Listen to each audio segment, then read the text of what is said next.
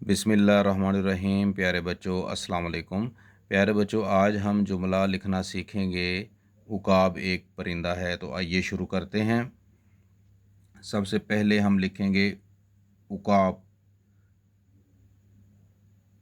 आइन काफ अलिफ का उका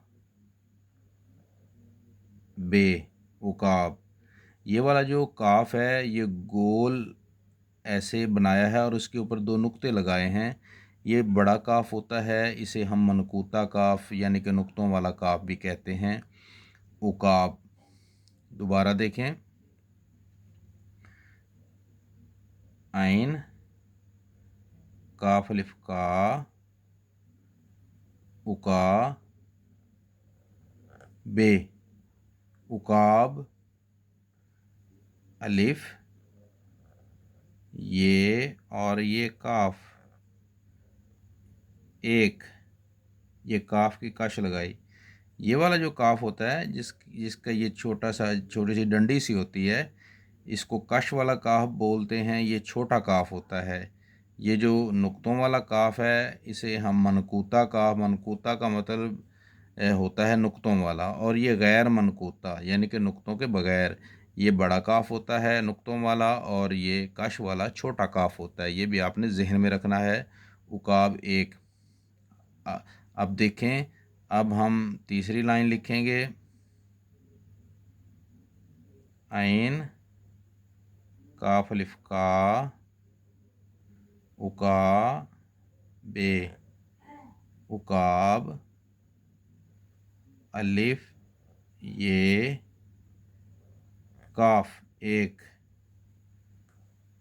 उकाब एक पेरे नून दाल है परिंदा। उकाब एक परिंदा। अब हम अपने लाइन नंबर 4 लिखेंगे। आप एक चीज़ पे गौर करें कि हर लाइन में एक एक लफ्ज़ का इजाफ़ा हो रहा है, तो ये बच्चों के लिए बहुत आसान है।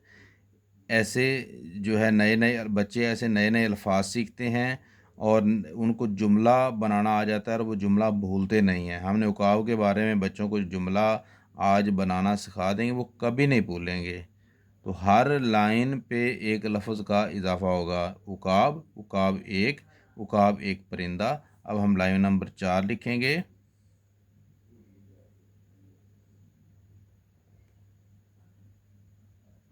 उकाब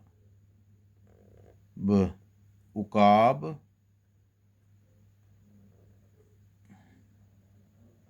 एक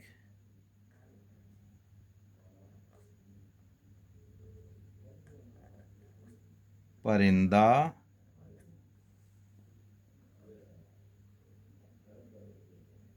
है।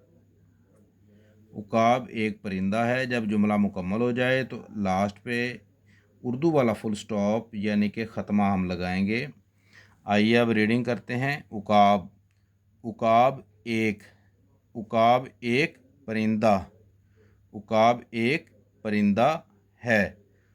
ये ऐसे ट्राइंगल बन जाएगी, और ये जुमला सीखने के लिए ये ट्राइंगल या माउंटेन या पहाड़ जो है वो बहुत ज़बरदस्त ये ट्रिक होती है। इससे जो छोटे बच्चे हैं उनको जुमला याद करवाना और लिखवाना बहुत आसान हो जाता है।